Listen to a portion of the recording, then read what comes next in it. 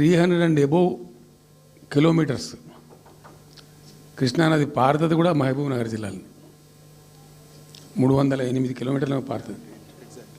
308 kilometres పారుతుంది. ఇది రెండు రాష్ట్రాలు కలిపి లెక్క చూస్తే కూడా. అయినా కూడా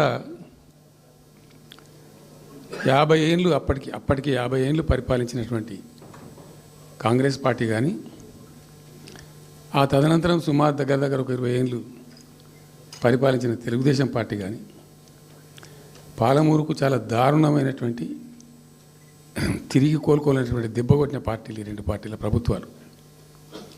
ఇది లోకమందరికి తెలుసు. ఆ జిల్లా యాక్చువల్లీ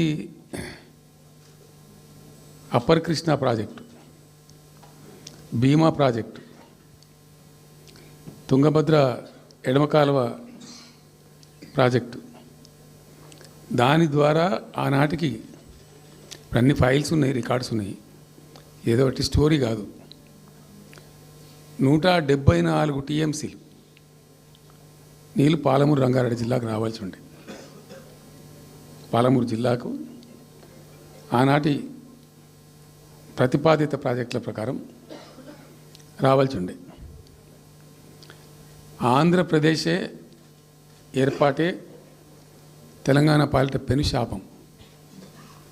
కొంతమందికి నచ్చదు, కానీ పెనుశాపంగా పరిణమించింది ఆంధ్రప్రదేశ్ రాష్ట్ర ఏర్పాటు.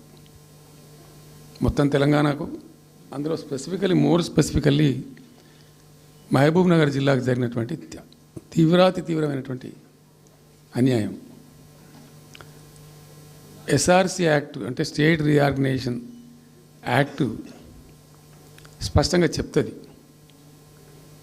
ప్రతిపాదించబడి ఆల్రెడీ శాంక్షన్ అయ్యి జరుగుతుండే ప్రాజెక్టులు, కంటెంప్లేట్ చేసి ఉన్న ప్రాజెక్టులు, వాటిని మార్చకూడదు, అవి కొనసాగించాలి.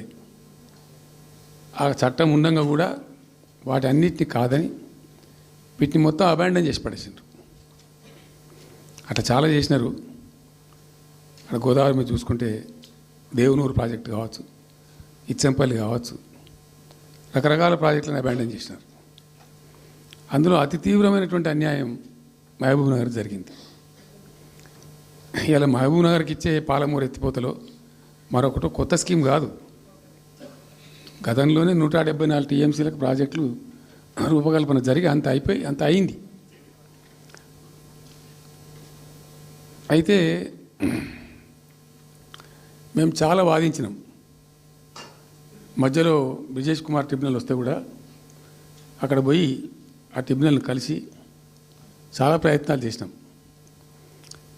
ఉద్యమ సందర్భంలో, ఉపన్యాసాలలో, కరపత్రాలలో, జలసాధన ఉద్యమ సందర్భంలో, మా క్యాసెట్ల రూపంలో, స్పీచ్ల రూపంలో, కరపత్రాల రూపంలో, పోస్టర్ల రూపంలో, క్యాసెట్ల రూపంలో రకరకాలుగా వాదించుకుంటూనే ట్రిబ్యునల్ కూడా ఇవ్వాలని పోతే, ట్రిబ్యునల్కు ఉండే ఒక డెలికసీ ఏంటంటే వాళ్ళు రాష్ట్రాల మధ్య పంపిణీ చేస్తారు తప్ప రాష్ట్రం లోపల ఉండేటువంటి ఒక ప్రాంతానికంటే వాళ్ళు చేయరు.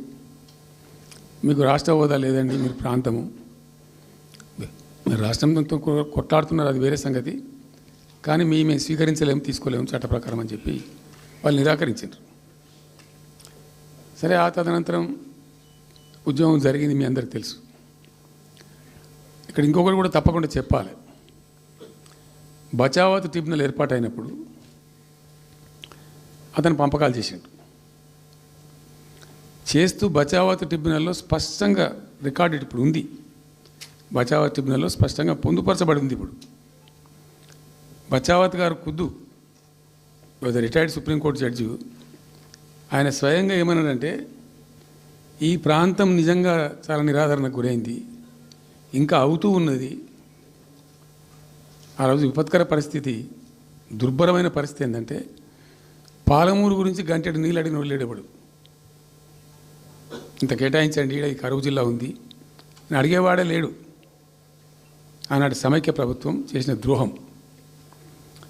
బచావత్ ఏం చేసిండు, మాకు చూడబుద్ధి అయితే లేదు, ఇది మా అంతల మేమే సూమోటో ఈ సమైక్య ప్రభుత్వం ప్రతిపాదించకపోయినా ఒక 17 టీఎంసీ జూరాల ప్రాజెక్టు మంజూరు చేస్తున్నాము, అయితే సాంకేతిక కారణాలు మరొకటో చూపెట్టి ఈ జూరాల ప్రాజెక్ట్ని ఇక్కడి నుంచి ఎత్తగొట్టద్దు, వేరే కాడ కట్టద్దు, ఇక్కడ మాత్రమే కట్టి తీరాలి, దానికే అలాట్ చేస్తున్నామని చెప్పి ఒక కండిషన్ పెట్టిండు ఆయన.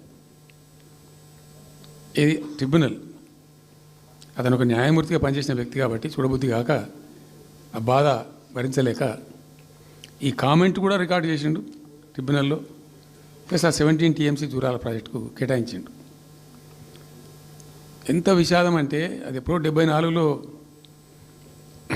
74 నుంచి 78 దాకా జరిగింది కథ అంతా. అతను కేటాయిస్తే దానికి ముట్టినోళ్ళు లేడు, పట్టుకున్నోళ్ళు లేడు, తీసినోళ్ళు లేడు. అంజయ్య గారు ముఖ్యమంత్రి అయినాక ఒక ఏడాది తర్వాతనేమో అప్పుడు అంజయ్య గారు దానికి ఫౌండేషన్ స్టోన్ వేసారు. ఫౌండేషన్ స్టోన్ వేస్తే ఇక అది మెల్లగా మెల్లగా తెలంగాణ ప్రాజెక్ట్ కదా, ఇప్పుడు పట్టుకున్న లేడు, దాన్ని మాట్లాడినోడు లేదు, అయ్యలేదు, అవ్వలేదు, ఒక అనాథలాగా ఆ బ్యారేజ్ వరకు కట్టేశారు.